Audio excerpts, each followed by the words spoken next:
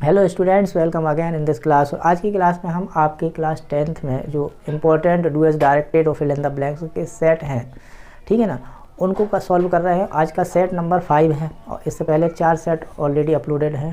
इस वीडियो के माध्यम से या मेरे द्वारा आप सेट समझने से क्या बेनिफिट पाएंगे कि आपको जो एक पर्टिकुलर क्वेश्चन है उससे रिलेटेड कुछ ट्रिक्स मिलेंगी, जिसके कारण आप मान लो कि ये क्वेश्चन नहीं भी आएंगे, इससे रिलेटेड कोई और भी क्वेश्चन आएगा तो आप बड़े आसानी से उसको कर लेंगे अगर वो ट्रिक आपके दिमाग में रहेगी तो। ठीक है, तो हम करते हैं सॉल्व आज का सेट। और पहले हम सेक्शन सी के question number 7 fill in the blanks पर चलते हैं। कोई 5 आपको करने हैं। पहला सेंटेंस है be blank to serve our nation. अब बी शुड है कि बी मे है, बी ऑट है। ठीक है, तो आपको अगर जानकारी हो तो ये जो शुड है और ये जो मे है, इनके बाद डायरेक्ट ही मैन वर्ब की फर्स्ट फॉर्म आती है, लेकिन यहाँ है टू और हमें मालूम है कि ऑट के साथ ही टू आता है, इसलिए इसका करेक्ट आंसर क्या हो जाएगा, ऑट टू। ठीक है, ऑट टू।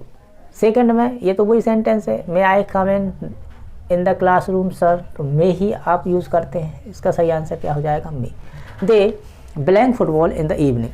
अब इवनिंग में क्या कर रहे हैं, हेल्पिंग वर्ब तो है नहीं, तो इसलिए ये आएगा नहीं। अब आपको दो में से एक चूज़ करना है, तो हमने क्या बताया है आपको ट्रिक, अगर सब्जेक्ट सिंगुलर होगा, सिंगुलर एस से स्टार्ट होता है तो वर्ब के लास्ट में एस आता, लेकिन ये सब्जेक्ट प्लूरल है, इसलिए यहाँ सही आंसर क्या होगा, play. I have been here. अब हैव बीन हेयर मंडे, कभी भी जब कोई ऐसा टाइम दिया हो आपको, जैसे मंडे, मॉर्निंग, इवनिंग, आफ्टरनून, है ना, या 1999, ऐसा कुछ भी हो तो आपको क्या यूज़ करना है वहाँ पर, फिर सिंस।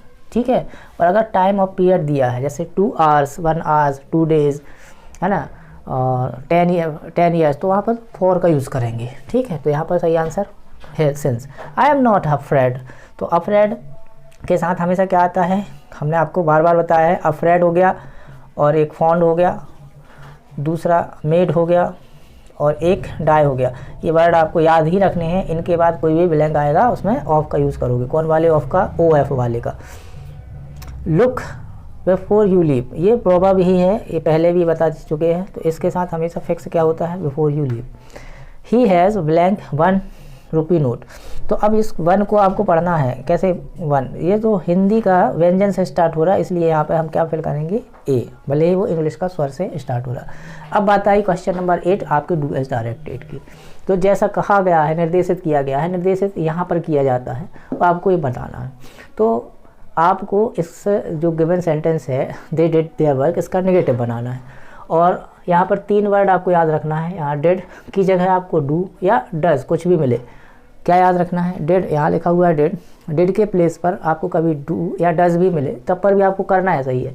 अगर आप बहुत ही वीक हैं और आपको नॉलेज नहीं है तो आप क्या करेंगे, यहाँ तक तो सेम लिखेंगे, है ना, दे डिड लिखा है। अब यहाँ डू होता तो दे डू तक सेम लिखते, डज होता तो ही डज होता तो ही डज तक सेम लिखते। उसके बाद हम क्या करते, नॉट और डू लगा देते हैं। ठीक है, अब यहाँ कुछ भी हो, यहाँ पर नॉट डू ही आएगा। ठीक, कहने का मतलब यहाँ डिड है तब पर भी नॉट डू आया, यहाँ डज होता तो यहाँ डज लिख के नॉट डू लिखते, यहाँ डू होता तो यहाँ डू लिख के नॉट डू लिखते। तो ये बहुत इंपॉर्टेंट क्वेश्चन है आपके लिए, इसको अच्छे से समझ लेना। ठीक है, ये हो गया इसका negative. My mother is cooking food, change interrogative. अब इसको आपको इंटेरोगेटिव में चेंज करना है, तो इंटेरोगेटिव में क्या करते हैं, आप हेल्पिंग वर्ब को पहले रख देते हैं और जो सब्जेक्ट है माय मदर उसको बाद में रख देते, बाकी का एज इट इज़ रख देते हैं। ठीक है, कुकिंग फूड। और एक और काम क्या करते हैं, क्वेश्चन मार्क लगा लेते हैं। थर्ड है swimming is a good exercise. इससे पहले वाली साइड में भी इसको कराया है, जब भी क्या हमने चर्चा की कि अगर ऐसा कोई शब्द है जो ING वाला है तो उसकी जगह आपको इट लगाना है, क्योंकि इसको इट से बिगिन करना है और बाकी सेंटेंस लिख देना है। तो it is a good exercise, ये लिखा है तो वही लिखेंगे हम, भाई जो भी यहाँ लिखा हुआ है हम वो लिखेंगे एक्सरसाइज। अब क्या करना है, इस से ING को हटाना है और उसके पहले इसके बाद मतलब टू लगा के इसका ING हटा दो, क्या हो जाएगा, टू स्विम। ठीक है, तो ये हो जाएगा इसका इट से स्टार्ट करके सेंटेंस रीअरेंज करना, रीराइट करना। अब ये नरेशन वाला है, क्या इसको नरेशन चेंज करना है, तो इसमें लिखा है प्रीति सैड, तो आप प्रीति का प्रीति ही लिखेंगे, सैड का सैड ही लिखेंगे। आपकी इच्छा हो, मन हो तो आप सैड को टोल्ड भी लिख सकते हैं। अब ये इन्वर्टेड कॉमा की जगह हम क्या लिखते हैं, दैट। अब ये जो सेंटेंस है, क्योंकि यहाँ पर जो वर्ब वो पास्ट की है, इसलिए जो ये सेंटेंस है ये अपना टेंस चेंज करेगा। ये प्रेजेंट का है तो पास्ट में जाएगा। अब ये प्रेजेंट सिंपल कॉन्टीन्यूस का है तो पास्ट कॉन्टीन्यूस में आपको बना देना है इसको, और बाकी कोई दिक्कत नहीं। तो क्या आ जाएगा, इशिता वॉज वर्किंग। ठीक है, तो ये बड़ा आसान हो जाएगा आपके लिए। ठीक, अब फिफ्थ नंबर पर कौन सा है, the box is very heavy he can not lift it. अब यहाँ पर दो सेंटेंस हैं, the box is very heavy he can not lift it और सो दैट का यूज़ करना है। तो ये तो बहुत ईजी है, आपको बताया है। द बॉक्स इज़ कहाँ तक लिखना है, वेरी, जैसे वेरी आ जाता है उसकी जगह आपको सो यूज़ करना है। सेंटेंस को आपको ख़त्म करना है, पहला वाला सेंटेंस, और उसके बाद क्या लगाना है, दैट। जैसे ही सेंटेंस एंड होता है उसकी जगह क्या लगाना है, फुल स्टॉप की जगह दैट। और ये वाला सेंटेंस एज इट इज़ लिखना है, बस इसका ही का एच, ये जो भी वर्ड आएगा पहला उसका स्मॉल लेटर लिखना है। ही कैन नॉट, यहाँ कोई चेंजेस नहीं आएगा, लिफ्ट इट। ठीक है, ये उसे नहीं उठा सकता है।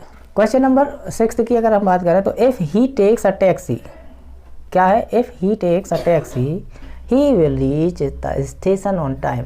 अनलेस का यूज़ करना है, बड़ा आसान है। इफ़ की जगह अनलेस लगा दिया। अब देखना है जैसे ही अनलेस आता है तो इफ़ वाले सेंटेंस को देखो, क्या इसमें नॉट है, अगर नॉट होगा तो हटाएंगे, अब नहीं है तो हम कहाँ से हटाएं, कोई बात नहीं, इसको हम एज इट इज़ लिख देते हैं। नॉट तो हमें हटाना है, ठीक है, अनलेस।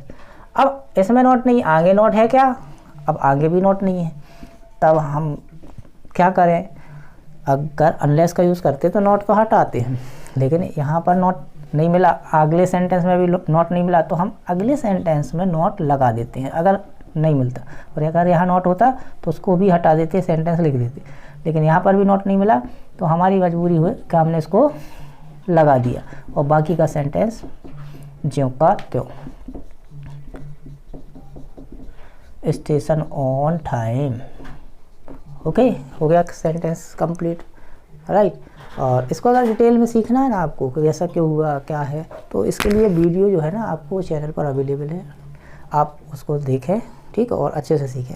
इवन हर एक पॉइंट, जो हर एक चीज़ हम डिस्कस कर रहे हैं, हर एक टॉपिक के ऊपर आपको वीडियो मिलेगी और जिसमें बहुत अच्छे से समझाया गया है। तो आप अगर किसी पर्टिकुलर टॉपिक को अच्छे से समझना चाहते हैं ना तो वीडियो को सर्च कर लें, ठीक है। फिलहाल के लिए हम चलते हैं लास्ट क्वेश्चन पर। She was drawing a picture, change voice change करना है। हमें क्या मालूम है कि भैया ऑब्जेक्ट जो है, ऑब्जेक्ट को सब्जेक्ट बना दो, तो क्या लिख देंगे, अ पिक्चर, ठीक है। अब वॉज वर्ब जो भी है तो उसके हिसाब से, पिक्चर के हिसाब से भी वॉज ही आएगा, ठीक है। अब ये ड्राइंग है तो इसको हमें, जो मेन वर्ब है उसको हमें थर्ड फॉर्म में कन्वर्ट करना है ना। तो यहाँ पर क्योंकि आईएनजी वाली वर्ब है इसलिए बीइंग के बाद हम इसको थर्ड फॉर्म में चेंज कर पाएंगे। ड्रॉन, फिर लिखेंगे बाय, शी का ऑब्जेक्ट क्या हो जाएगा, हर। तो ये हो गया आपका पूरा सेट हल, ठीक है। इसके बाद हम आगे के क्वेश्चन करेंगे। और आपकी जानकारी के लिए बता दें कि ये जो सेट है ये आपका 2022 में पूछा गया है ना, पूछे गए क्वेश्चन को पूरा एज इट इज़ इसमें रखा गया है आपके लिए। तो इसी प्रकार से और भी ग्रामर से रिलेटेड, इंग्लिश से रिलेटेड चीज़ों को सीखने के लिए चैनल को सब्सक्राइब करके रखें। वीडियो अगर पसंद आई तो आप इसको लाइक ज़रूर करना है और अधिक से अधिक अपने फ्रेंड सर्कल में इसको शेयर करना है। तो आज के लिए इतना, मिलते हैं नेक्स्ट क्लास में किसी अच्छे टॉपिक के साथ। थैंक्स।